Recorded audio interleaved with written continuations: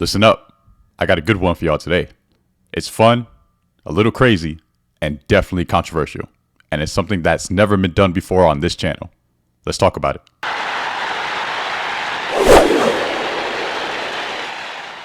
it. What's good, everybody? Thank you so much for tuning into the video. Like I already said, this is something that's never been done before on this channel. And hopefully this is a bit of a good surprise. Today, you're going to be watching my first AZ Sports collaboration. Shout out to Jay, Izzy, and DJP over at the Real Ass Recap podcast. Those guys are a lot of fun. They got great personalities and they put out some good content. So make sure you check them out. I'll put their link down in the description below. So in this episode, we talk about a lot of hot trending topics in the NBA. Everything from the Luka AD trade to Jimmy Butler going to the Warriors. And we even talk about Bronny James and kind of whether or not he deserves to be in the NBA. And that's when things really get crazy. So strap in your seatbelt, grab your popcorn. Make sure you drop a like on the video if you enjoy. Make sure to subscribe if you haven't already. And I'll catch you on the next video. Thank you so much, guys. Enjoy. Yo, welcome back again here with the podcast, Real Ass Recap, here with our boys, DJP. We got Izzy, and then I'll let DJP introduce it. Yeah, we got a special guest today. Just started following him recently, but he's a friend of Flying J, but he has his own YouTube channel called AZsportX, I believe. But I'm going to let the man introduce himself. This man, from what I've seen, he is the real deal. I see this man channel, this man getting views. He's getting a lot of comments. So, AZ, go ahead and let the people know who you are. Let them know where that they can follow you and everything else you got to say, brother. What's good, everybody? Yo, I appreciate you guys having me on the show. Again, the channel is AZ Sports. My name is Xavier. You guys can just call me X for short. X. Yeah, man, I've been kind of on the content journey for about 2 years now. Actually, February is my 2-year anniversary. So, definitely a passion of mine. Love sports, big Lakers fan. So, okay. You guys have me on for sure. Okay, I'm glad you're here. For sure. Yeah, but we appreciate you being on. But yeah, DJP, send it off here, man. That man said called him X like Malcolm. I got you. Nah, bro. But get to this is like our main thing that we wanted to get into. Like I said, Izzy is also a fan. I don't know who you're a fan of, bro. Bro, I'm a Lakers fan. Okay, cool. All right, cool. So us being Lakers fans, I ain't gonna lie, I'm from Florida, but I just go where Brown went because, you know, Chris Paul got a little old and I needed somebody. But anyways, I like the Lakers though, Lakers anything. Fair enough. First, let me ask you guys, how y'all feel about the trade, just really quick, with the whole Anthony Davis and Luka. How'd y'all feel about that? How you feel about it, X? Man, I think just like pretty much everybody else, it was a shock. You know what I'm saying? And crazy story, funny story is that like I was actually going to sleep that night because that was the same night we played against the Knicks in the Garden. Yeah. So we blew them out. We smacked them. You know, AD was still hurt. LeBron had like a 30-point triple-double. So I'm about to sleep like a baby. Yeah. So my boy ended up texting me, and it was like a graphic saying that Luka got traded to the Lakers, but I didn't believe him.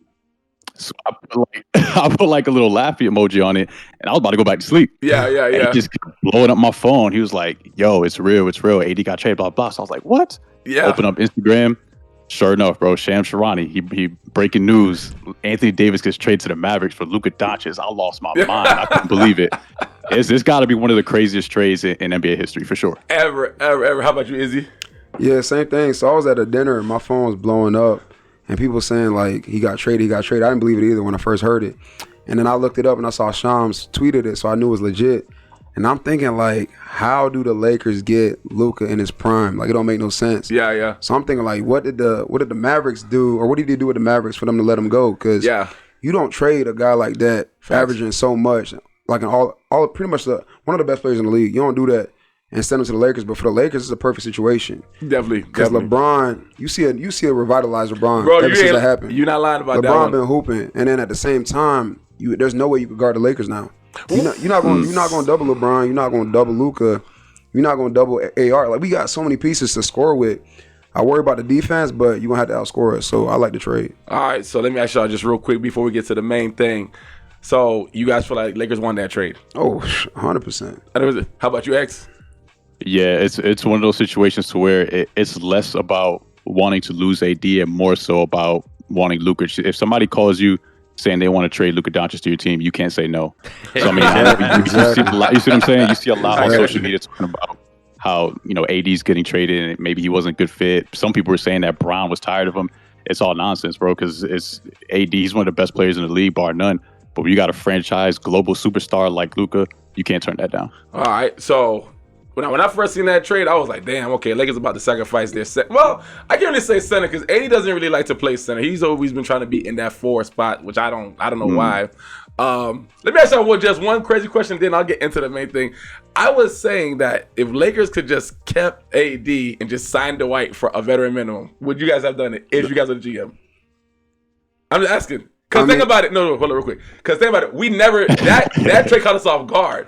So I was like, damn, Lakers just won't get a center for, whatever. So I was like, just sign Dwight. If you guys was the GM, if you guys was Rob, Jeannie, whoever, and you guys didn't think Luka was even a damn option, would you guys have just signed Dwight just to get that center or not? Dwight doesn't move the needle for us. So I think, even if we got Dwight, we're still going to the Nuggets and losing to the Nuggets. That doesn't change our team dynamic for us. This Luka trade, now I'm looking like, yo, we could beat anybody. I still don't want to play the Nuggets, but but shit, we play anybody else, you got to outscore us, and we can still be aggressive on defense and make teams have to work for their points. But with Luka, when he's playing for real, LeBron, you see how he's playing right now? Yeah. AR got that piece. Rui catching, shooting threes. Yeah, Jackson Hayes catching lobs. We really got a lot of power on offense. So I like us right now. All right, X, go ahead, X. How you feel about that? If it was you. Right. I think the problem, I wouldn't do it, to be honest. I was one of those people that said, you have to exhaust all your options. When the Mark Williams trade fell through, at that point, the Lakers were really desperate for a center, right? Other than Jackson Hayes. So you have to exhaust all your options. So if they wanted to bring him in for a workout, cool. I'm good with that. Yeah. But I think a lot of people are still in love with the notion of the Lakers 2020. You know what I'm saying? And people forget that was 4 or 5 years ago. You know what I'm saying? And Dwight Howard hasn't really been on an NBA roster in a minute. Yeah. And people really need to consider that. You know what I'm saying? People, again, they just have this 2020, he was locking down Jokic. First of all, Jokic is not the same player that he was in 2020. That's true. Ain't no telling what Dwight Howard, you know what I'm saying? Dwight Howard damn sure ain't the same player. So would I do it? No. But I brought him in for a workout if we desperately needed to, for sure. Because, again, you want to exhaust all your options. But to answer the question, I probably wouldn't have done it. All right, cool. So I hear you guys. I probably would have just tried it out because, again, I didn't think the whole Luka thing would have worked out, but it is what it is. So get to the main thing we're talking about because Izzy said it best. And I think as Lakers fans, we all know that, man, I say for the last 2 years, I feel like the two teams that was giving us hell, bro, was the Sacramento Kings and it was Denver. The Kings, I felt 7-game series, Lakers got that. But regular season, Malik Monk and De'Aaron Fox was killing us, man. Always killed us.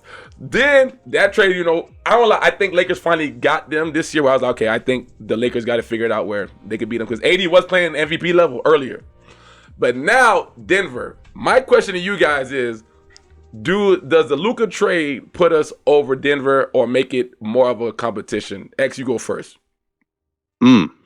That's a tough one right there. So, no, it's a really good question, and that's what a lot of Laker fans they're asking that, right? So, I'm leaning towards yes, and the reason why I say that is because a lot of people are obsessed with this notion that you can stop Jokic. I'm telling you right now, that's not going to happen. Yeah, you right? can't. You know what I'm saying? I don't care who you got back there, Dwight Howard, whoever. That's not going to happen. But what's really important is that the Lakers are in a position right now where we have the versatility within our lineup. What do you mean by that? What do you mean by that versatility? For sure. So, for example, we just signed Alex Len. Okay. Right? Which granted, he's not a great player. He's not going to be like a game changer, but he's a legit 7-footer, 250 pounds, big body. Right? Got you. So that's another body that you can throw at Jokic. So really, it's really matchup dependent. You still have Jackson Hayes, who again, 7-footer, super athletic. We got Jared Vanderbilt back healthy. We have DFS, who is another defensive monster on the perimeter. And if you think about it like this, if by versatility, I mean, you can just kind of put yourself in positions where you can throw different bodies at Jokic. You can play big, you can play like a little bit bigger. You can play small ball. You really want to have guys on the court that can make it as difficult as possible for Jokic as well as his teammates. Because that's where Jokic shines, right? He'll score on you, but his real strength is when he can draw on the defense and then facilitate. He has a really good talent for that.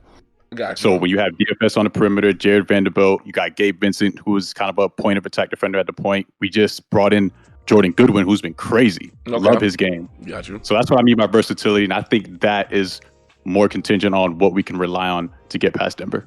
So, quick question, just from your opinion, 7-game series. How you got it? Lakers versus Denver. I'm going Lakers. How many games? Oh man, honestly, bro, if I'm being serious, and y'all might come after me for this, I'm gonna go 5 games. You're crazy. X, Well, so I could let somebody else go from here, but if you guys want me to explain, I'll do so. Hold on. Let Izzy go, and then we'll come back to that. Go ahead, Izzy. All right, for sure. Go ahead. Don't forget your point, baby. No, I'm with it. Hey, yeah, no, go ahead. Yeah, so no, I really agree with a lot of things that X said. So there's a couple things with this. So you think about when we had AD is a defensive presence. Mm-hmm. He could show up, he could really guard the rim for us. But at the same time, he's a great defender, but you're not stopping Joker. Nobody's stopping Joker. Mm-hmm. The problem with AD, and I'm not saying it's really a problem, but AD can't create on offense. He kind of is dependent on getting the ball in the paint, or sometimes he can catch and shoot a 3, but he's not creating a shot for himself. But now we got LeBron that's going to create a shot. We got Luka that's going to create a shot. We got AR that can create a shot. We got Rui that can catch and shoot 3s. And then we still got Jackson Hayes that's a lob threat. So any way that you want to get it, you can get it.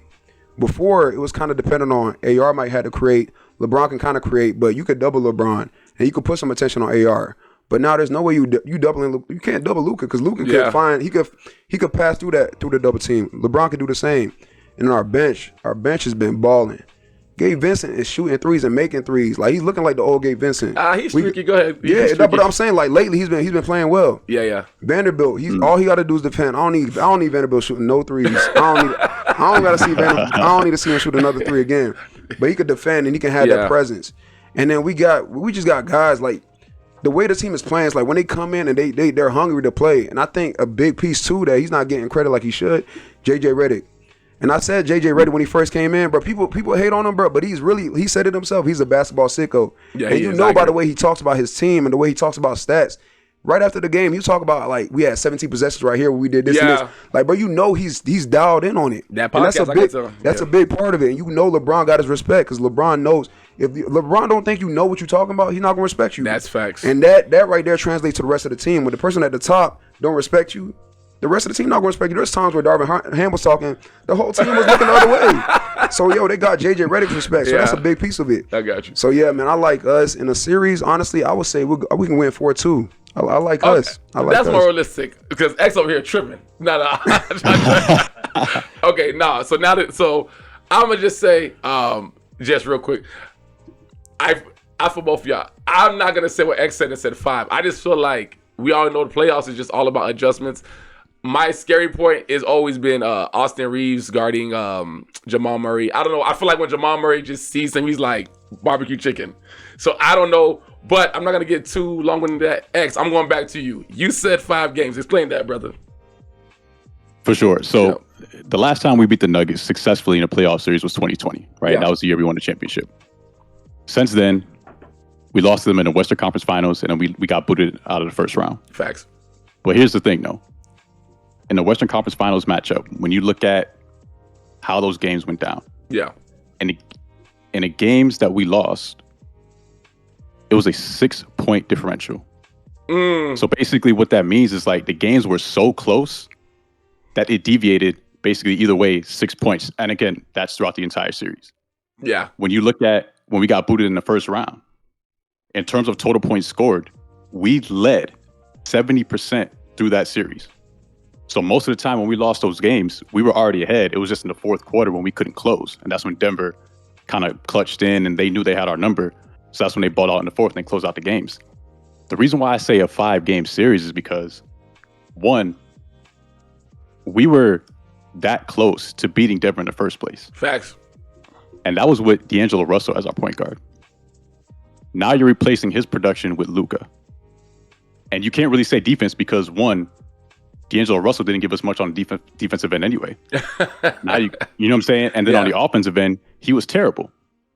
In the games that he did play well, it was kind of up and down. One game, he went like 0 for 9 from 3. The next game, he dropped 14, so very inconsistent. You see what I'm saying? Yeah. Now, you do lose Anthony Davis, who, again, that was a really good point that you brought up because he does have a defensive presence, but at the same time, you're not guarding Luka. And then AD was also very inconsistent on his end as well. So one game, you'll get 40 and 20. The next game, he might give you 15 and 10. So, I mean, I think with the presence of Jared Vanderbilt, with the presence of DFS, and with the offensive production between Luka, LeBron, AR, I think we can. I think we just kind of punch them in the mouth. We close. Let's say we win the first 2 games, maybe we drop one, and they're like, "Yo, this is not the same Lakers team." Yeah. You know what I'm saying? And then from there, I don't think it's too unrealistic to close them out in a gentleman's sweep. I really don't. I ain't gonna listen. I do agree with y'all because I do remember the game when LeBron scored 40,000, I think, the last time, whatever it was. And I just remember like the Lakers was beating Denver the whole game. Then we got to the fourth quarter, like that last 6 minutes. I'm like, what the hell's going on? Yeah. I look, and mind you, I was there, so I was mad as hell. Look, but so now just go further because I know that we all talking about Jokic and whatnot. Now let's go through the other team with Denver because with the Lakers, like y'all just said, biggest thing is defense. Yeah, man, that defensive end is always the scary part. Vanderbilt being back is cool. I'm not gonna lie to you, he let me down a lot. He ain't never showed me who he was, college and all that stuff. He ain't never showed me who he really was in the NBA yet, bro. Even when he was back on Minnesota, I never seen the Vanderbilt that people talk about. Even Cam Reddish back then, I was like, who are these guys? So when we're using these guys to say, oh, we got these guys now, I don't see it. That's why Denver still scare me. So let's get to the defensive end. How you feel about the defensive end that Lakers are pretty much in a position where we kind of suspect that? Go ahead, Izzy. Honestly, I really don't think we're that suspect because even without AD, I think we're playing like a really stingy type of defense. What to that the mean? point, to the point where like everybody when they get their minutes, they're trying to make the most of those minutes. Facts. People are running around. You see the energy. Like people are chasing. Like somebody misses somebody. Somebody's chasing to covering them up. Like they're covering each other up. And I really think too, like Vanderbilt, he don't need to be a scorer. I think like JJ Redick makes it very clear what everybody's role is. Like, yo, your role is just to defend. You don't got to take no shots. Like, everybody knows what their role is. I was watching the interviews when JJ Redick came in, and the players are talking about, like, how the coaching staff is. Everybody was clear about what they had to do. Max Chrissy, I hate that we lost him, but he knew exactly what his role was. He was defending. He was catching shoot threes. You ask anybody on the team what their role was. They knew what it was. So people know that they don't got to be going out there and trying to score 10, 15, 20 if their job is just to defend. Got you. So with our defense, like, we really just needed a big man. So with the Alex Len thing, I'm really not mad at that because he can go out there against Denver and get 6 fouls. I'm cool with that. He don't got, just go make it hard for Joker because that's really all AD did too anyway. So make it hard for Joker, rebound, be a presence in the paint, and then play defense. I think we good, bro. Honestly, I like the confidence. We stay healthy. I like us. Go ahead and X. Yeah. So let me throw something at you guys real quick. Yeah. So now keep in mind, AD has been out even before he got traded. He's been out since Philly, which I believe was on the 28th of January, right? Because he had the abdominal injury. Yeah. But in the last 10 games, right, the Lakers are 9-1. Yeah, they're on fire. Offensive rating, 120.9, which is 5th in the NBA. Damn. Defensive rating, 106.3, which is 1st in the NBA. Total net rating, 2nd in the NBA. Effective field goal percentage, 1st. True shooting percentage, 1st. Damn. And the reason why I bring that up is because, to the point that was previously made, like when we run these small ball lineups, we are so tenacious. The energy is it's on another level. Yep. AD is an all NBA, all defensive player. But you got to admit, he hasn't really been the same since 2020. Yeah, he ain't been. You know what I'm saying? He doesn't have that same pep to his step. So he's like a low motor almost. And we got rid of him. I don't mean to say it like that, but you know what I mean? He's no longer the team. Yeah. We got rid of D'Angelo Russell. Those are 2 low motor guys. And then what do you notice the difference? The energy has gone up. LeBron James is rejuvenated. You got DFS. You got Bando on the court. And to speak on Bando a little bit, Bando does exactly what he needs to do, which is be a defensive menace and to rebound. That's what he does. We didn't have Bando the last time we played Denver in the playoff series. You got to keep that in mind. That's true. So when you need somebody to chase MJP around those screens, Bando's that guy. So if you think if we had him in the last series, that could have been an absolute game changer. So I mean, yeah, man, I don't know. I think you know what I'm saying? I'm not worried about defense right now, to be honest. Y'all tripping, not worried about defense. So X, I'm gonna have to disagree with you on one little piece. One little piece you said. So you said AD's low motor. So I actually disagree with that. I agree with him. I think AD, when he's healthy, I think AD is the best defender in the league. What? I think he's the best defender in the league. when he's healthy. No, I agree with that. He should have won Defensive Player of the Year multiple years because he really is that effective on the defensive end. But the problem with AD, which I hate to say it, but like you just think like when is he gonna get hurt? Because it happens every single year. He might be jogging on the court and break a toenail and be out for 6 weeks. So it's like that's the thing about AD is like man, he's a great prone. He's a phenomenal player, bro. Best defensive player when he's healthy. But it's just like when is he gonna get hurt? So now that like if we just stay healthy now, man, I mean, I think we good. All right, so I disagree because I don't know. Giannis is I think better defensive than AD. Yeah, if I can speak on that real quick. Go ahead, brother. So notice how you said AD jogging down the court. You see what I'm saying? It ain't showtime, Lakers. Man. You feel me? You feel what I'm saying? So it ain't showtime. That was my only point. I would never question Anthony Davis's defense. He is an elite defender, arguably the best in the league. But when he shows up one game and he's giving you 25, 30, and 12, and then the next game he's giving you 15 and 12. That's fair. Or 15 and 8. That's what I mean by low motor. It's like you never really know what you're going to get on a consistent basis. That's all I meant by low motor. I could agree with you on that. All right, so let me say this. Now, this is, like I said earlier, this is the big issue I got. Austin Reeves has been developing. That boy has been cold. Didn't he have like 45 the other night? That boy, he the white I ain't gonna lie mamba. to you. I had no faith in him, but he did show signs through the years before. But Austin Reeves is definitely developing into. Would you say he's the second option or third option? Well, not second, but like the third option. Yeah, he's definitely the third option for sure, now. For sure. So my problem is, well, like I said, in the 2 last years that we played Denver, I felt like when Jamal Murray see him, and I ain't saying this to be funny, but Jamal Murray, he see that white boy on him, he like, I got this. Like Jamal Murray's confidence is so high, and it's like you said, D'Lo wasn't no better, so it ain't really about color. But I'm being funny, but it's something about Reeves, man. When Jamal Murray see that guy, he just go at him, bro. I don't know if it's Denver's just system of how they play, pick and roll. I don't know. And now the fact that they added Westbrook, like that's another playmaker. But Reeves is the one that is. Whoever guards Jamal Murray, I just feel like it can't be Reeves. What do you guys think about Jamal Murray? Or let's just get to all the other players. Jamal Murray, Michael Porter Jr., all these guys. But I feel like Murray he's scary, bro, in the playoffs, bro. My thing with Austin Reeves is like, I think what we did is we had Austin Reeves guarding the best player on each team. So that took a lot of his energy on defense. And then we're still expecting him to be creating on offense. So now when we got so many people that can create on offense, and then we got different players that can defend, it kind of helps Austin Reeves have some energy for offense and still have some energy for defense because he's not having to do both.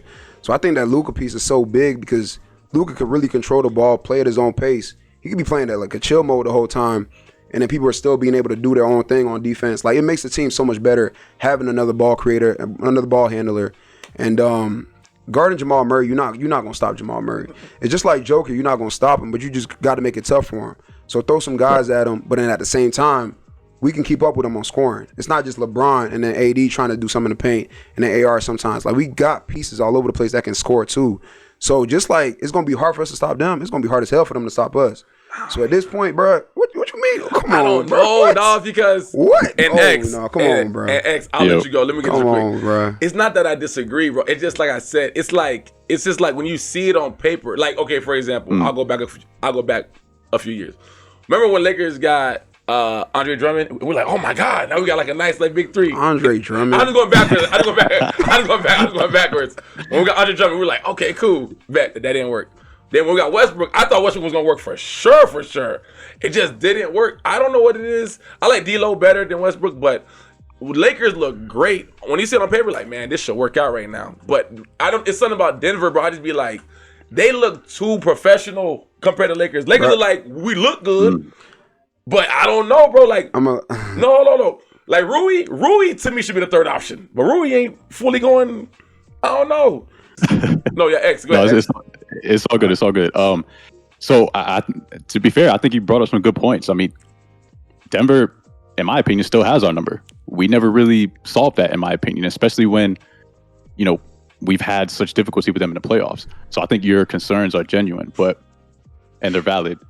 That being said, though, this whole thing about Jamal Murray and Austin Reeves, one thing you have to consider is that Jamal Murray's gonna have to guard Austin Reeves too. Mm-hmm. Yeah, you know what I'm saying. And you know what I mean. So I mean, he's definitely taken. This isn't AR from last year.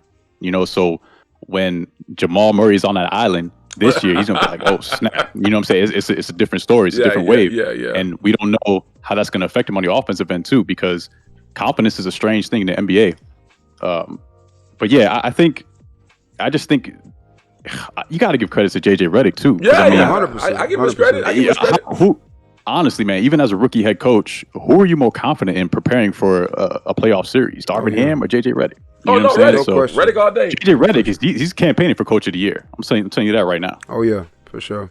You see what I'm saying? So I just think it's definitely different this time around. I'm actually hoping we see Denver in the playoffs, to be honest. Okay, I got you. Is he got any last? Because I got I got other stuff to get to. Yeah. But yeah, keep going. I got stuff to get to. Yeah, one last piece, bro. You said Andre Drummond, Russell Westbrook. No, I was just using an example. I'm using an example of this. Hold up. Wait. Bro, Let me clarify for the YouTube community. Yeah, please clarify, because that's crazy. Look at the camera. For the YouTube community, what I was saying was with Lakers, when the Big Three format was a thing, and we got Andre Drummond at the time, he was somewhat all-star level, somewhat whatever, not really. It looked good. When we got Westbrook, we definitely got a whole nother all-star. We were excited. It didn't work out, and that's when I noticed. Just back to what X said, when we had AD in them, it really wasn't showtime. It's showtime now because now it's quick. So all that John can say talking about, yeah, X is right. Like AD, you never really was a showtime Laker for real. You got your check and all that. But now we look good. But I'm saying is when we look great on paper, sometimes it just don't work that way. Bro, I've been waiting for Vanderbilt for how long? 2-3 years now. I remember Anthony Edwards told that man, listen, you've been hurt for 2 years. I'm waiting for you, dog. So this Vanderbilt that everybody was hyping up, Jeff Teague's podcast, all the guys, shout out to you guys. They always say, yo, Vanderbilt, I ain't gonna lie, man, he really let me down. I'd be like, damn, I don't see this version of him that everybody sees. I don't see it. I gotta see it. But that's all I'm saying, though. I think on paper, this is the best. Real quick. Sorry, real quick. Let me just say this. Yeah. Since Jared Vanderbilt has gotten back healthy, Lakers are 7-0. I agree with you. No. There. I give you credit, X. Big dog. I give you credit, X. No, go ahead. Yeah, I was just about to touch on that. Yeah, Vanderbilt, bro. You can't think about Vanderbilt as a scorer. He's doing what he needs to do on defense. And then you talked about like the Lakers on paper. This is the best we've ever looked on paper. And I think LeBron. 2020. Look, come on, bro, stop. Go ahead, LeBron's supporting cast. This is the best supporting cast LeBron has had since Miami Heat. 2020. Bro, stop saying 2020. Keep going. This is Luka Magic. Keep going. My fault. You got to understand, bro. Luka is the best. He could really be the best player in the NBA. You let one boy. Okay, go ahead. And I'm saying that combined with LeBron James and then that supporting cast and the coaching staff. Like, bro, LeBron has not had this since Kyrie. Like, somebody else that could really create like that. I agree with you on that. Yeah, so you made a good point. LeBron with that, bro, it's a different beast. That's what I'm saying. Like, you really, however you want to get it, you could get it, bro. Whoever wants to score can score. Rui's going to be getting wide open threes. Austin Reeves could do his thing, and he's going to have rest because the other two people can create too. And then Jackson Hayes is a lobster. Bro, it's really however you want to get it, you can get it. Okay, listen. That's all I'm saying. Now, X, you know what? I was going to say this, but I need you because I like you, man. Listen, I need you right now. What's going on? All right, bro. So me and this guy, Izzy, we always have arguments. So I'm going to go through everything I had to go through, and I like you to help us out and be the mediator for this. So I have a small little itinerary I was gonna say, but let's go through it. All right. Okay. First thing I'm gonna ask both of you guys. These are all quick topics, but there's another main topic I want to get to. Quick topics I want to get to. What are you guys' thoughts on Ben Simmons trade to the Clippers? I'll go first since everybody's quiet. I think Johnny, that shows you how much Ben Simmons matters. So I'm gonna say this. I'll go first. I felt like Ben Simmons was really pissing me the freak off because I'm like, dude, I know you're a lot better than this. And the fact that you allowed one moment to really dictate and make you I don't want to say pissed off to the point you don't want to play. Like, he would not have been acting like that had he not had that contract. But I am glad that somebody else saw good in him. I ain't gonna lie, I would have loved him to go to the Lakers under LeBron. That's just me. Bro, what's up with you? I'm not talking about skill. I'm just talking about who he can be. Because I don't think it was a thing of he's not good. I think he just didn't want to play with certain people. That's just me. But that's just how I feel. So the minute I saw the trade, I'm like, I don't really care for it. But at the same time, it's like, I'm glad someone giving you some type of opportunity. Because let's be real, Ben Simmons is an all-star caliber player, bro. He ain't trash. He barely scored, but he still makes it to the damn all-star games, bro. But that's just how I feel. X, go ahead, X. How you feel about Well, that? you said the mediator. We gotta hear what he got to say. Oh, yeah. Is it? Oh, no. This is not even the mediation point I need him at. This is just in general. Go ahead. Anybody can go. So my thing on Ben Simmons is like he's obviously talented. You see what he does in the LA Fitness Gym every summer. Like, LA Fitness Gym is crazy. You see him. So you see him hooping out there. The thing is, bro, his confidence is shot, and it's kind of like a quarterback on offense. Once the quarterback, the confidence is gone, they can have all the arm talent in the world, but if you don't got the confidence, you're not gonna make the plays. So Ben Simmons, I think he might. I don't know if it's social media. I don't know if it's like the fans. I don't know what it is, but when that confidence is gone, he only want to shoot the threes. He don't want to shoot the mid range, and he's ready to pass first to the point where like he can't really score like he used to. So this Clippers trade, I mean, it is what it is. I ain't really worried about the Clippers. Yeah, exactly. That's it. Yeah. Go ahead. Go ahead, X. Oh man, I'm gonna keep it real. Ben Simmons scares me. Mm-hmm. It's like it is definitely mental. I do agree with that. With Ben Simmons, it's mental, and ever since he just went through that stretch to where Philly was just really letting him have it, he hasn't really been the same. But if somebody can unlock that, bro, he's a nightmare. Yeah. Like, seriously, you got to think about it. When he came into the league, he was the young LeBron comparisons were not crazy. Light skin LeBron. They were not crazy. They're not crazy, and I think it's unrealistic. It's unrealistic to think that he's ever going to get back to that level. Facts. But what scares me is that if he does, it's a game changer. Facts. Because, and not even offensively, he's a great facilitator, but I don't know if y'all remember. Maybe I need to go watch footage, but his ability to lock down on defense was scary. I agree. It was so scary. And can you imagine that on the Clippers? I would hate that. Because as a Lakers fan, that's the worst thing you would want. You know what I'm saying? So I don't see it happening. I think it's just another move, and I think his career is going to end up fizzling out, unfortunately. But if Tyronn Lue can unlock that mental block, hey, man, that's going to be scary. All right. Let me say something real quick. So I joked a little bit about Ben Simmons. But X said it perfectly. Like he really is so talented, and it really just comes down to that confidence. Like if he does get that confidence back, it's a scary team. The Clippers are talented. I agree. And it's really just a mental thing, man. If he could just knock out that mental and get the mental right, he's gonna be a talented player. I joked a little bit about his talent, but you good. I'm just playing around, so. You a hater? It's cool. You good? Bro, come on, bro.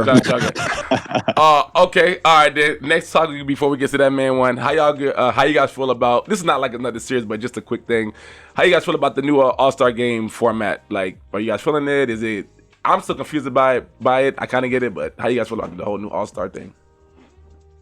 I mean, it's cool, but in my opinion, just like any All-Star format, it's all about how the players approach it. Facts. Damn, so you can kind of, beautiful. You know what I'm saying? You can orchestrate and try to draw up any type of format that you want, but the players have to be bought in. So if the players are bought in, it's going to be a great weekend. But if not, it's going to be another disappointment. So that's just how I feel about it. Right. Yeah, I think really the NBA had no choice but to change it because it got to the point where it's almost it's impossible to watch. So I think it's a good idea that they're changing the approach of it. But yeah, X again, he said it perfectly. Like it depends on the players. Like the players don't take it seriously, the fans not gonna take it seriously. So the players got to play their part, and then I know the NBA is doing everything that they can just to change it up and get the viewers to watch it. So yeah, that's really all I got. All right. Speaking of players playing their part, just really quick, first impressions of players after trades. Let's go first with AD. X, go ahead. Minus the injury. Unfortunate. Yeah, okay. I was gonna say it's unfortunate that he got hurt, but minus the injury, I was actually, once I got over the shock of the actual trade, I was looking at Mavs. I'm like, yo, they might come out the West. Yeah. To be honest, I mean, defensively, Anthony Davis, Max Christie is really coming into his own. I miss Max Christie, bro. He was so good. Mm-hmm. Why? PJ Washington. What? Why do I miss? Yeah, I didn't see him. I didn't see him like that yet. I didn't see him like that. Hooping. He wasn't trash at all, but I ain't see him like that. No, but X, go ahead, X. I'm sorry, bro. I'm sorry. Go ahead, brother. No. You good. I mean, Gafford, Lively. I mean, I just saw the Mavs as being probably the scariest team in the West defensively. And then you still got Kyrie Irving and AD. That 2-man game could be nasty. I really thought they had potential. It's unfortunately they got struck with injuries though. So do you think that it's over for them right now if AD doesn't come back? I mean, they have other center pieces that can step up. They do, but I mean, yeah, exactly. The Gafford just got hurt. AD's hurt now. Yeah. Okay. Dwight Powell's hurt. So I mean, I don't know if they're gonna make the play-in. To be honest, at this rate, we don't know when AD's coming back. So yeah. Okay, how about you? I don't know. How about damn? I said you said that they won't even make other like playing. X, don't make the It's playing. gonna be tough. Yeah, hey man, it's just too many injuries, man. Kyrie can't do it himself, and I really think Kyrie's at the point of his career where he's not a number one option. He needs to be that number two. Like when he says he misses his hermano, that's what he means. That trust me, like, he misses Luka. I heard he was stressed He out. can't I heard that carry boy the team, hungry. Yeah, for sure. Nah, go ahead. Is AD? Yeah, the thing with AD, man, I think AD was hooping prior to the injury. And I think really with the Mavericks, man, people hate on Nico and what he did. And I agree that it was a terrible trade. But at the same time, the Dallas Mavericks were built to win right now. Yeah, facts. Because with AD healthy, you can't stop him. You got Kyrie that can create. You got multiple pieces. AD could play the four like he wanted to.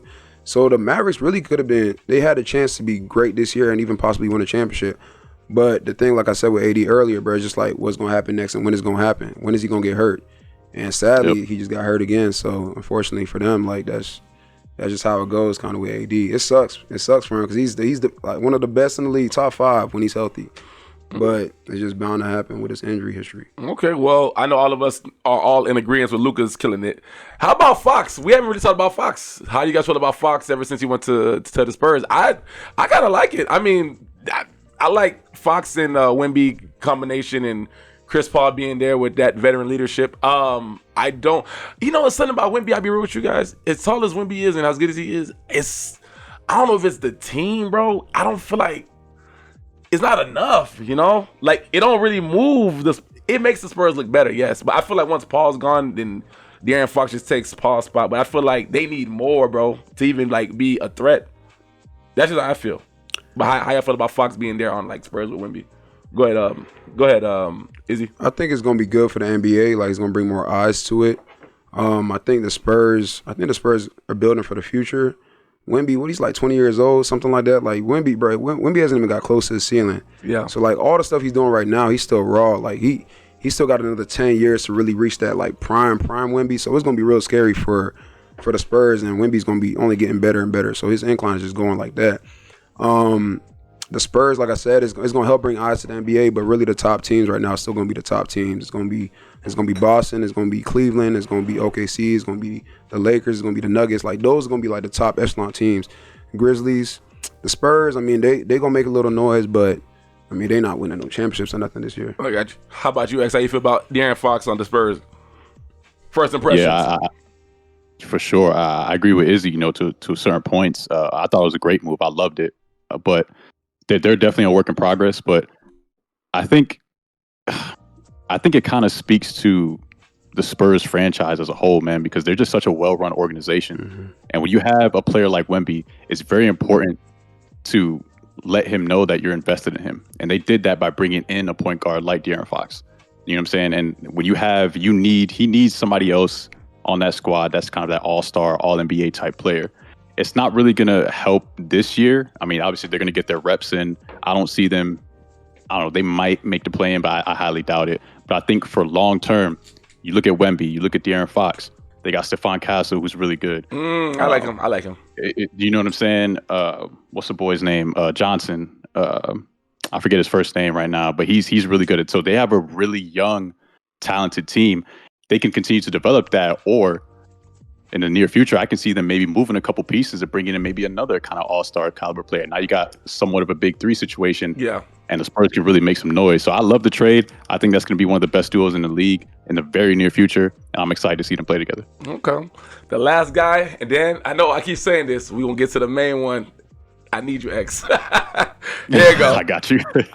This one, Jimmy Butler on the Golden State. I'm going to just start off and say this. I'm not going to lie. When I saw this, I said, it felt weird because I feel like this is me. I feel like Curry's, don't take this literally, but Kuminga to me is like the closest dog that I've seen Curry play with. When I say dog, as far as I'm from the South, so when we play basketball, you get more credit for driving in the paint than shooting a three. I feel like Kuminga drives to the paint. Jimmy Butler, his game to me, I can even classify what his game is exactly because he can do pretty much everything, but I wouldn't say he's good at a lot of things, but he's not great at one thing, if that makes sense. That's how I look at Jimmy Butler. But to see him play with Curry, I was like, this is kind of different because you having Klay Thompson, Klay can match you shooting threes. Draymond can give you a three every now and then, but the team was kind of built around that. But to now have, that's why I feel like with Kuminga, it didn't really work. 'Cause I'm like, it's working out, but it's not smooth like it used to be. And I remember Curry saying after Jimmy Butler's first game, they're like, hey, he does the opposite of me. Like, I'll take more threes and he'll just drive. It feels unorthodox, but how do you guys feel about Jimmy Butler being on Golden State? How I feel about Jimmy Butler going to Golden State, bro? I really feel like when you talk about a dog, I feel like Jimmy Butler is exactly what that is. He's somebody that's going to defend, and then at the same time, he's somebody that can give Steph Curry a break. So when Steph Curry's on the bench, they still have some type of offensive presence because his mid-range game is going to be good. He can score in the paint. He can do a little bit of everything, like you said. So, I like the pickup for Jimmy Butler. The Warriors, they might be in the play-in. They might make a little bit of noise. But prior to Jimmy Butler, they might have not even made the play-in because Steph Curry's playing great basketball right now, but he can't do it by himself.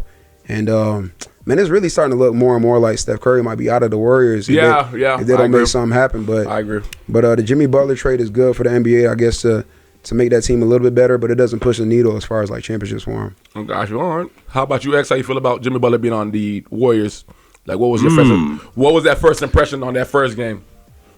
Yeah, so when I first saw the trade, I was like, all right, it was just kind of, first of all, I was happy to see him get traded, right? Because that was like the drama going on in the NBA. This guy was just literally between him and it wasn't a good look, between him and Miami.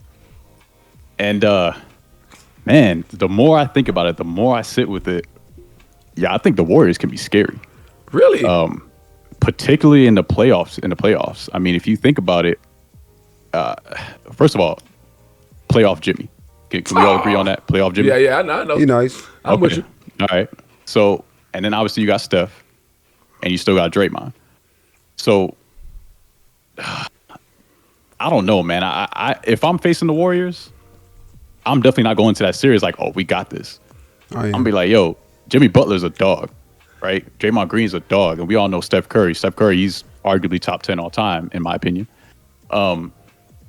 I like it. I think they play off each other really well, to be honest. A lot of people are so used to somebody like Klay Thompson who moves off screens, and catch and shoot, baseline drag, and Jimmy Butler, he's not really that, but at the same time, Steph Curry is drawing so much attention that if Jimmy Butler gets the ball, he's on an island, there's not many people guarding him. You got your best defender on Curry. So if you put somebody else on Jimmy, that's lunch money. And then we all know what Jimmy can do on the defensive end too. So I think people are sleeping on it. We'll see what happens. If they can get into the playoffs, it's going to be scary in my opinion. X, I got to give you a flag on the play. You just said Draymond in that. Don't ever put Draymond name in none of this. Oh, man. No. Why you doing Draymond like that? Draymond ain't trash, but I feel like Draymond, he's a good system player. I give Draymond that. Draymond going to come in here, run point. I don't even know who really is the point guard at the end of the day because Draymond does his thing, but I don't know. Draymond, I feel like at this age, I just don't.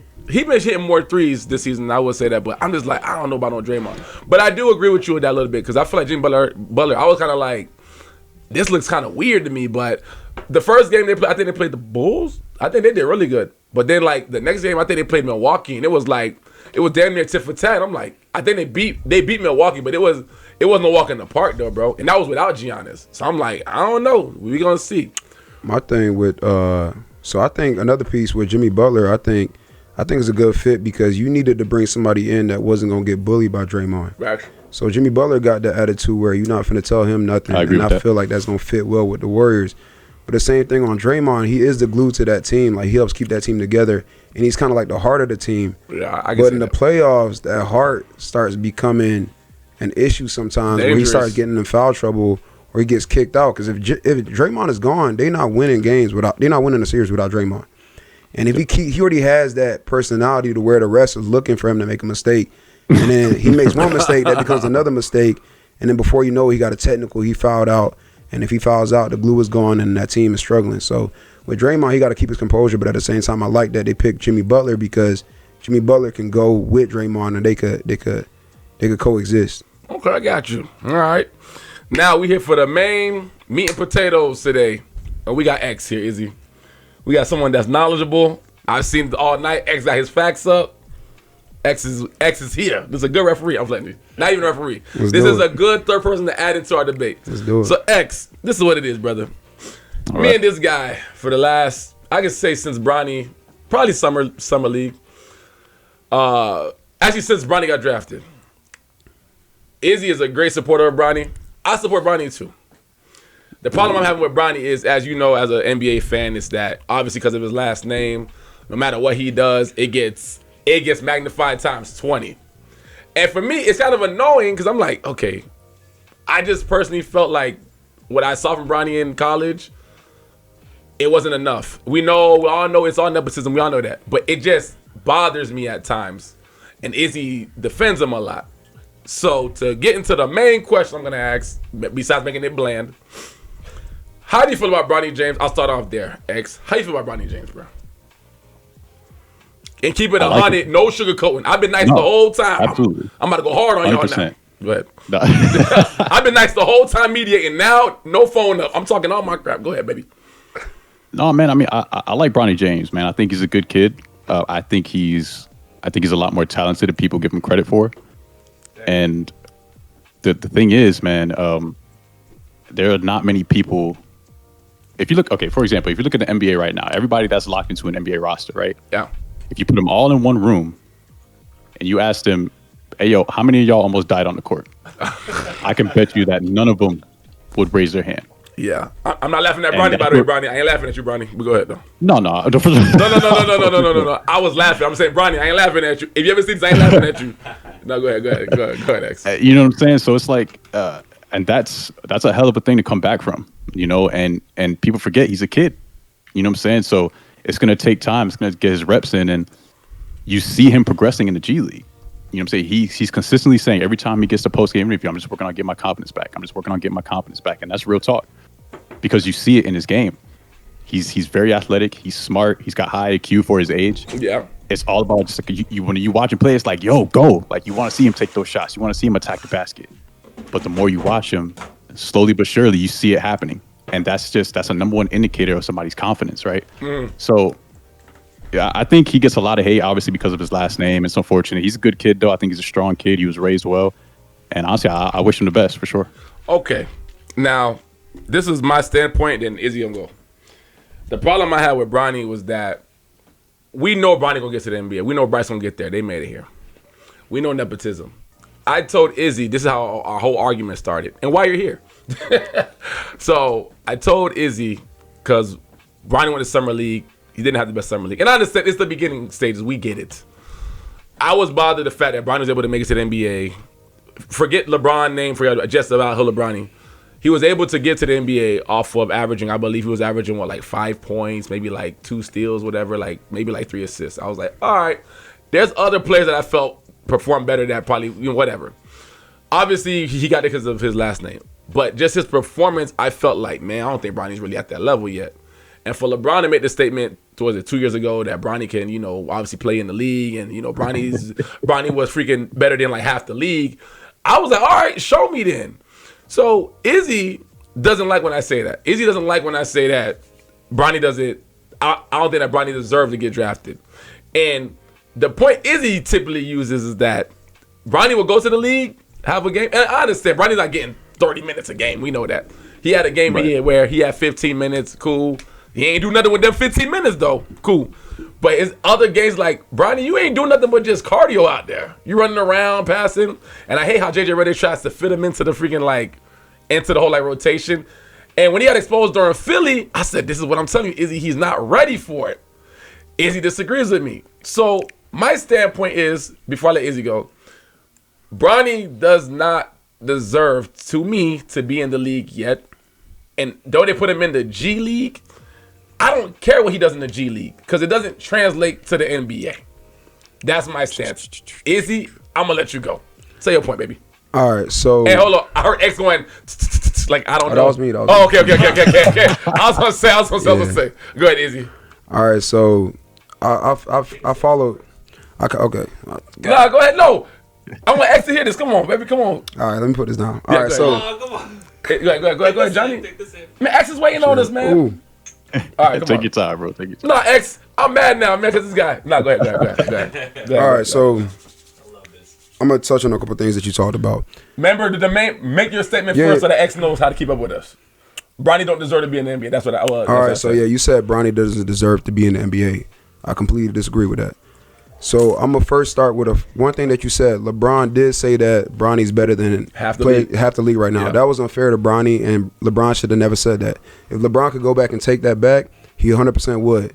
But if you look at Bronny in high school, Bronny was a McDonald's All-American. He played in the McDonald's All-American game against some of the top players in the entire nation. Yeah. He was one of the top scorers in that game.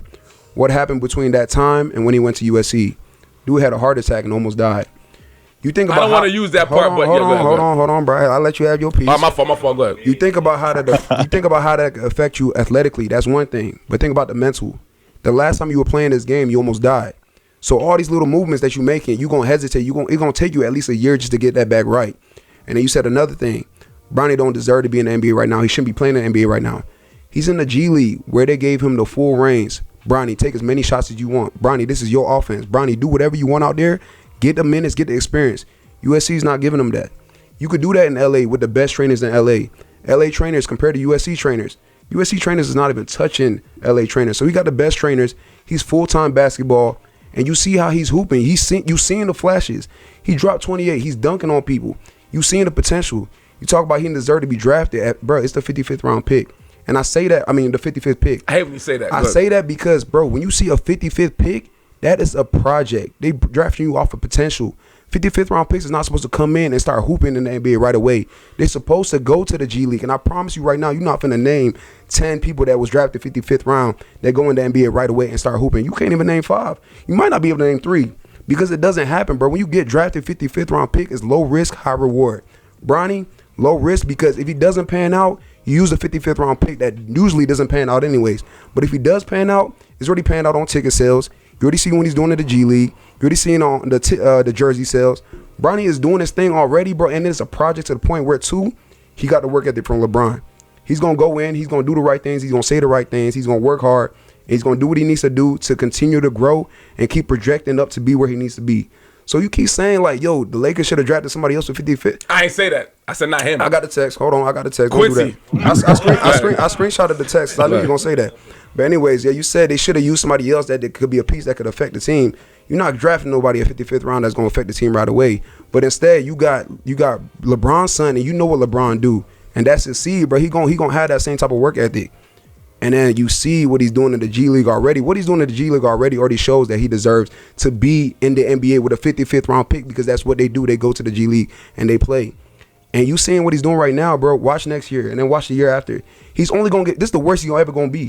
This is the worst Bronny's going to ever be. I can take that. I can take that part. And he's only going to progress from here. X, let me ask one question. Then, X, I'll let you go.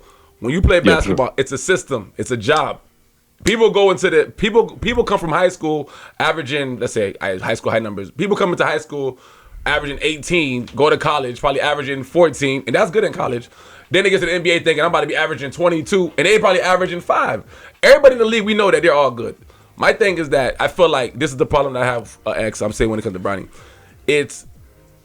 I remember he was saying one of the G League games that he didn't say it this way, but he pretty much like he needs to feel more free. I understand that. He has to understand, though, you are filling in a position. If you're a three-point shooter in the NBA, you're going to shoot threes, that's it. You're not coming in here and being who you was back in high school.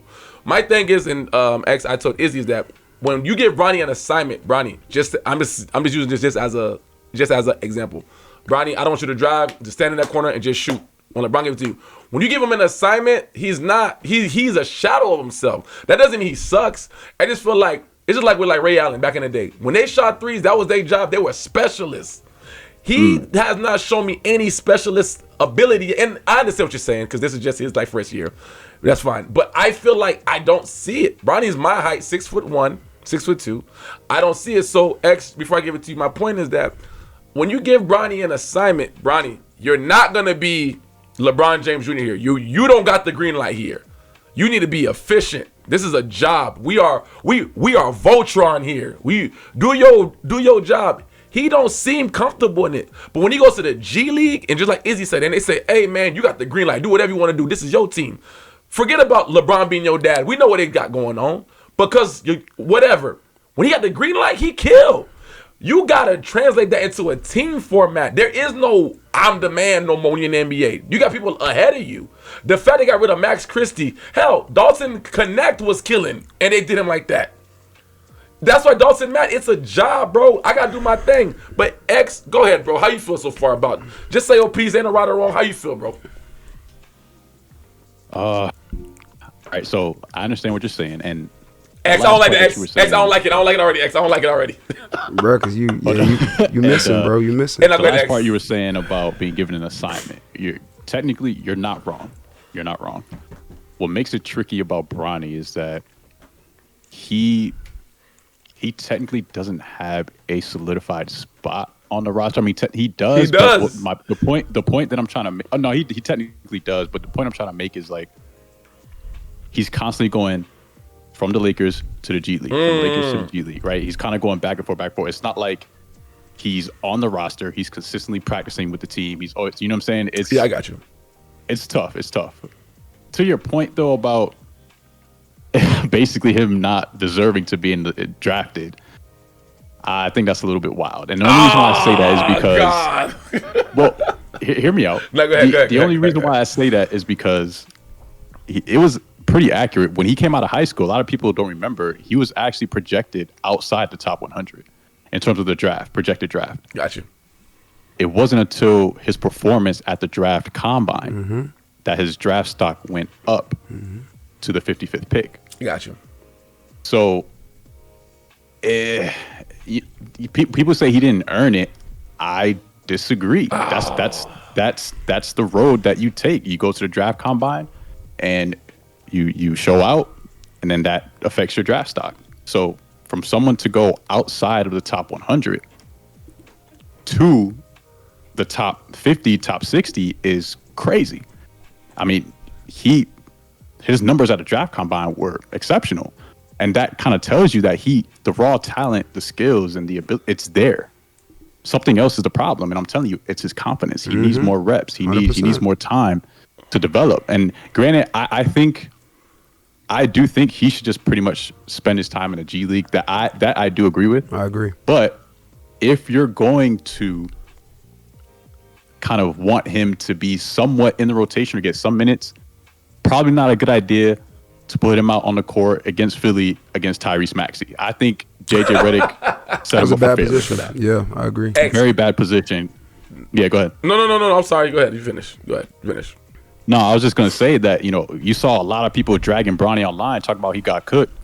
Tyrese Maxey cooked everybody that night. So, I mean, he 40 points. 40 plus points. Yeah, 40 yeah. points. So Yeah, 40 that's points. not really fair. In that particular situation, JD didn't set him up for success. But all in all, I think he earned his draft position based on his performance in the combine. And I think a lot of people they're going to be surprised in the next year or two when he really starts to get him into his own. I can take the years later part. That part I can accept because you're here now. I'm going to ask you, what other player could get drafted day 2 of being drafted? Hey, we're going to lock you into this 4-year contract, $7-8 million. You're good. My thing with Bronny, why I don't respect it, because you're playing with a cushion. You've been locked in. Forget about LeBron. Forget about that part. You're locked into a contract for 4 years. That's fine.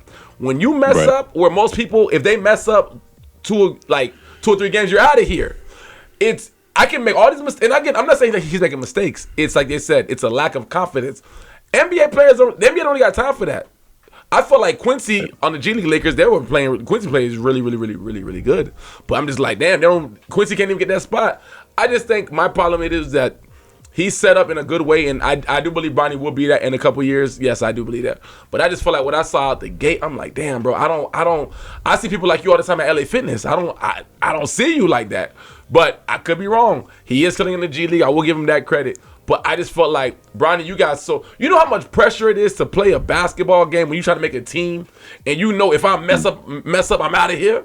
He don't got that, Bruh. So if I can give a quick response to that real quick, real quick. Yeah, go ahead. So, and granted, yes, if we're talking about just pure basketball, Yeah.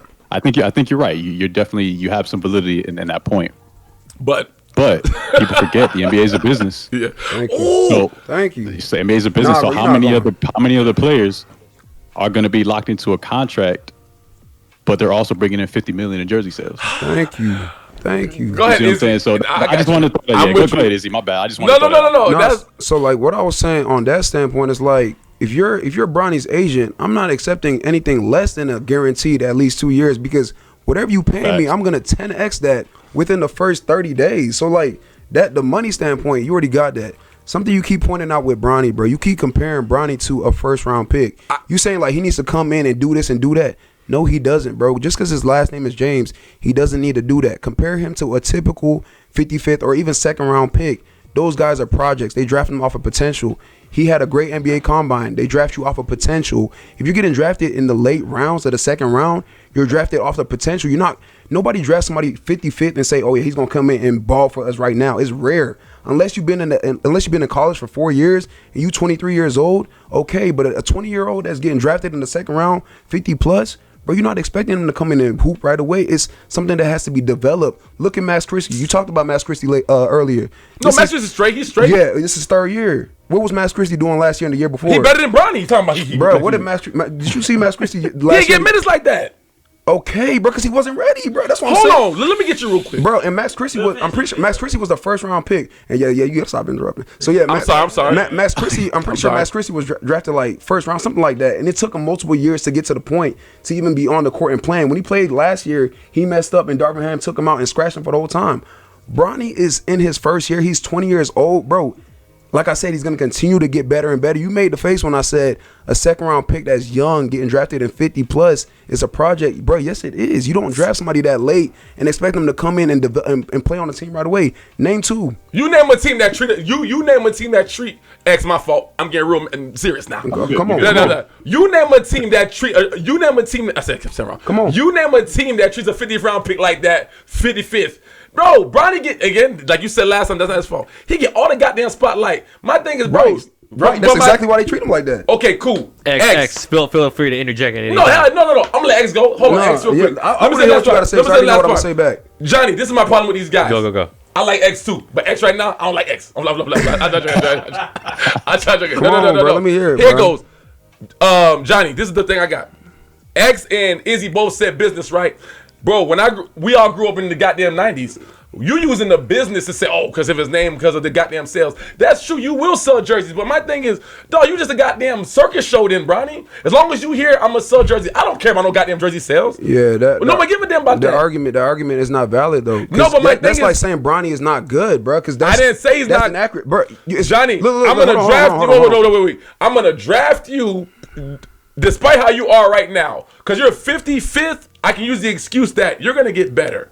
But while you here and you the son of that guy, I can sell jerseys, and it's shown. Luka might got more jersey sales than him now, but he's still that guy.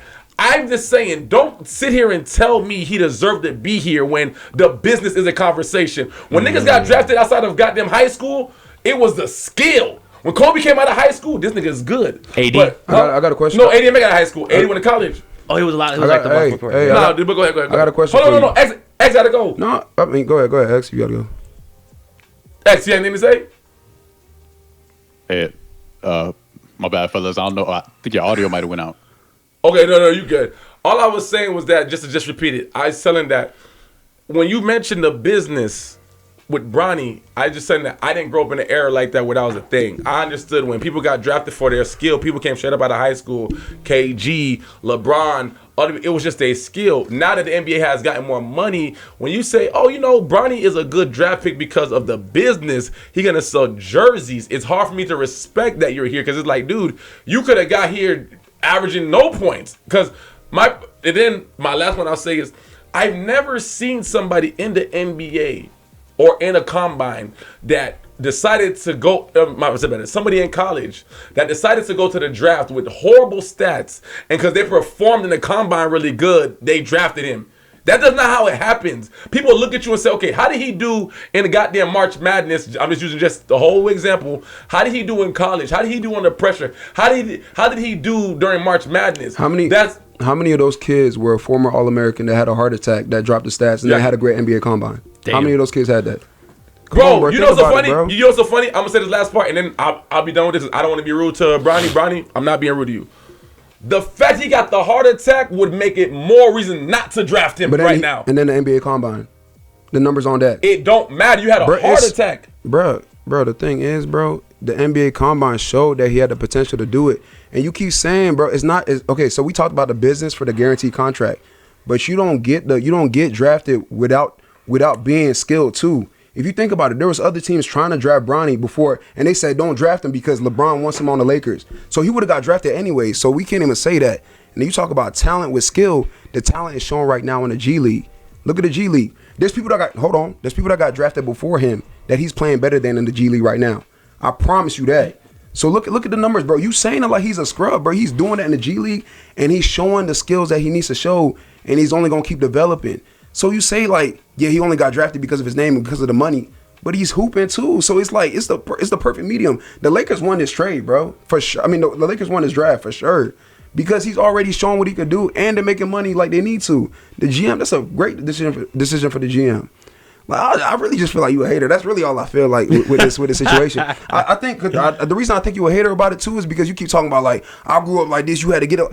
I know that's one thing, but at the same time, bro, yeah, he grew up this way, but he got the skill too. You're not finna tell me a McDonald's All-American that went to the NBA Combine and hooped doesn't deserve to be drafted when they trying to stop other teams from drafting him. Like, come on, bro. AZ, what you got? Man, I saw you on the screen, man. Y'all was going at it. I don't like this guy, man. AZ, dog. Look, AZ, go ahead, bro. If you ain't anything to say on this, I'm gonna close it out pretty soon. You go ahead, brother. I got you. The whole Bronny situation, man, it's one thing that I've noticed, and not a lot of people are really talking about is obviously I don't know how y'all feel about LeBron James. You know what I'm saying? GOAT, not GOAT. That's a conversation for another day. GOAT. But I think we could all agree that he's kind of like that dude that people love to hate, right? You know what I'm saying? That's not the same for his son. If you go into those arenas, every time he gets checked in, Bronny, That's true. We want That's Bronny. true. MVP. We want Yeah. Bronny, right? Mm-hmm. So to a sense, I understand what you're saying. Strictly basketball. When you're talking about him getting drafted, like if he wasn't LeBron James' son, just looking at him as a raw prospect, yeah, you can make an argument that, you know, maybe he shouldn't have got drafted. But again, he went to the combine and he showed out. So you have to give him credit for that. You have to. But on the flip side, he's putting butts in seats, man. He has the people. So I mean, I remember you said earlier, how many other teams are going to treat Bronny like that or a 55th pick like that? Well, I'll tell you what, if they bringing in $50 million, they're going to treat him just like that. You understand what I'm saying? So you have to look at it from both sides because it's not like he's trash. He's not trash. He really isn't. Regardless of what people might say online, he is a very raw prospect. But if that's somebody you're willing to invest in, if they're bringing money into the business while they're developing, that's just kind of how I feel about it. Both sides win. Okay. Both sides win from that. It's a win-win. Definitely a win-win situation. Yeah. All right. Close it out, Listen, DJ. we're gonna close this out, but no, I got one more question. And then this off Bronny. Izzy X, you let me down today, X. I try. No. But X, I like having you here. But for real, this is just a question I saw today on Gills Arena. The Bronny thing will never agree, me and Izzy. That's fine. We can shake hands on that, right? No, okay. Bro, you just gotta X, listen to me. You saw bro. X on camera. You my witness. See the shit in my hand. I got you. shake No, hands. it's okay. You just gotta listen to me, bro. 'cause Nah, I'm whatever. right. All right, this is the last question. After that, I'll close out. I'm gonna give one take. Izzy give one take. Izzy one take, and then we'll close it out. For sure. Do you guys? Two questions. Do you guys believe Celtics will repeat? That's the first question. And do you guys think Jason Tatum is the new face of the league? And I'm only asking this because Brandon Jennings said something that I like. Brandon Jennings says, man, he's doing all this stuff during the regular season, but when it comes to the playoffs, Brandon Jennings is he's very stuck on the fact that he didn't win MVP. I agree. Do you think the Celtics are going to repeat? That's the first question. And do you think Jason Tatum is the new face of the league? Whoever want to go first, Izzy, go first. All right, I can grab it. So I don't think the Celtics going to repeat. I think the Cavs going to give them a good run. And then I like the West winning it this year. So if it's not the Lakers, it might be OKC, might be the Nuggets, but I don't see the Celtics repeating. And as far as the face of the league, I don't think the face of the league is going to be given to one person. Once LeBron leaves, it's going to take a group effort to really take it over for that face. But the face of the league, man, I think is more than just like it's more than just skill. I think it's like the savvy. I feel like it's the confidence. I feel like it's that attitude. And I don't really know if Jason Tatum got that dog type of attitude. Like he got the dog like game, but Ant Edwards got that dog type of like the type of like he got that charisma, he got that he got that it. Yeah. So I think and Edwards got it. John Morant got it if he stays out of trouble. I feel like Shai Gilgeous got it too. Like I feel like those group of guys, Luka, they got it. They got that thing to it. So Jason Tatum, yeah, he's part of it too, but yeah, it's not gonna be one person. Go ahead, X. What you thinking? Face of the league, or are the Celtics gonna repeat? Man, face of the league? Hell no, not Jason Tatum. Yeah, first of all, you can't be walking around talking about you the face of the league and somebody else on your team won Finals MVP. Hey, yo, X, real quick. Are you black? Are you black, bro? You might be able to. Hey, I'm keeping it real. You know what I'm saying? Yeah. You can call me a little bit biased, right? I'm a Lakers fan, so obviously I'm not a big fan of Celtics, but I love basketball, so I'm gonna try to keep it as respectable as possible. But Yeah.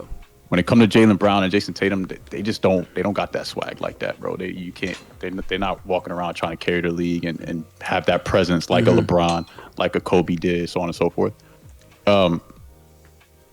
I think it's gonna be Luka. Luka, he doesn't talk much. Yeah. But there's a reason why this is the most shocking trade pretty much in NBA history. You understand what I'm saying? And Luka really has, and now, so you're going to put a global superstar like Luka LA on the most storied franchise in NBA history. Facts. When LeBron retires, man, and don't let them win a ring. Oh, Don't do yeah. that. Don't do that. Because then you won't be able to take that away from Luka no time soon. Yeah. But I'm sorry, I'm being too long-winded. No, you to good. wrap You up good, the you other good. question. Are the Celtics going to repeat? You got to give it to them just because they're the defending champs right now. So until somebody can knock them off, you got to go with them. They're kind of, you see it sometimes with defending champions. There's certain parts of the season where they skip through it. You know what I mean? That's that right now. Yeah. Exactly. You know what I'm saying? They're not playing their best basketball. They drop some games that they're not supposed to be dropping. But I think after the All-Star break is when we're really starting to see those teams kind of separate themselves from the rest of the pack. You're talking about OKC, Boston, Cleveland. They're going to really kick it into gear because they want to ramp up before the playoffs. So you have to give it to them. But I'm telling you right now, if for some reason the Lakers see the Celtics in the finals, I'm taking Luka and LeBron in a 7-game series over Tatum and Brown any day of the week. Okay, I'll take that. Yeah, I think I'm gonna agree with y'all. I definitely don't see Tatum as a face. One of the things that bothered me is, like I said, when I watch Gil's Arena or I watch KG and Paul Pierce's pod, they always like, he has the look, and I'm like, wait a minute, I thought it just, and that's what I was telling you guys earlier, like, I thought this was about skill. Now it's about marketing, and now it's about the look, and he all light-skinned like Drake and all that. It's like, does that really matter? But I guess the NBA has a certain look they want. I do think Adam Silver is definitely pushing to have a European run the league just to kind of push the whole, the whole in-season tournament. But Celtics as a team, though, I ain't gonna lie to you, even last year, I remember before All-Star game, I was like, bro, I don't see who could beat them. They got everything. When your center is Porzingis that can hit threes like that, and only people that can really guard him is probably Giannis and maybe Wemby. But I was like, bro, I don't know. So as of what I seen, they didn't get worse. They got the same team. I think Lakers stepped it up, but I don't know, bro. They might get that. But Cleveland is hooping. But I do feel Cleveland, I ain't gonna say they fold. But the games that matter, I'd be like, come on, y'all. Yeah, I ain't worried about them in the playoffs. Yeah, exactly. That's what I say. So overall, I'm gonna wrap it up, but I kid on one thing real quick. Yeah, go ahead. Hold on, real quick. So Tatum's not the face of the league. I think Celtics really have the potential to repeat. If anybody wins in the West, it'd be OKC, but I don't think OKC have enough playoff experience. I feel like they're a really good regular season team, but we will see. I agree with that. Yeah, but go ahead though. Yeah, so one thing you talked about, like being a face, you were talking about how like it has to do with other things. You were asking if it has to do with other things. That's what they said though. Yeah. So actually, I agree. Like I think it does have to do with other things. It's not just strictly skill, because if it was just strictly skill, then Joker would be the face of the league. But I don't think Joker will ever be the face of the league because it takes other things. Like Ant Edwards is gonna be more of a face than Joker ever will be, because Ant Edwards got that swag to him. Like he's gonna talk trash, but he got the charisma too. Like he got all them little pieces to be the face. So I do think like it's more than just skill. Yeah, the skill got to be there for sure. Yeah, but you got to have those other little pieces to make the puzzle and make you the actual face. I'm with you on that. So Man, today was a great night. Our second episode of Fanalytics. We had Izzy. We had X, which is at AZsportX. X, real quick, do you want to let the people know where they can find you? Hey, it was good having you too, bro. Handles, I do appreciate you being here, bro. Yeah, my bad. Hold on. X, let the people know where they can find you. Let them know let them know that your YouTube and all that. Where can everybody find you? Yeah, absolutely, man. I like to keep it simple. It's the same handle on everything. So it's AZ Sports. That's AZsportX. That's on. I always call it Twitter, but it's X. You know what I'm saying? X, Yeah. Threads, Instagram, Facebook, TikTok, YouTube. It's all the same handle, man. You know where to find me. I got you. Izzy, you want to let people know where they can find you? Yeah, I got Instagram. That's really the only thing I got. Yeah, I'm with you, dog. Yeah, Nah, Izzy, go ahead, Izzy. for sure, man. I thought that this was a great experience, man. I appreciate you guys having me on. Nah, but hey, man, like I said, we appreciate you guys, man, coming on. This is definitely a trial run for us. We did Fanalytics before, but this was better. I had to say my opinion. And yeah, man, AZ, until next time, you guys like, subscribe. If you guys are not subscribed yet, but you're watching this, that's effed up. That's effed up. All right, y'all. Peace out. Peace. Appreciate y'all.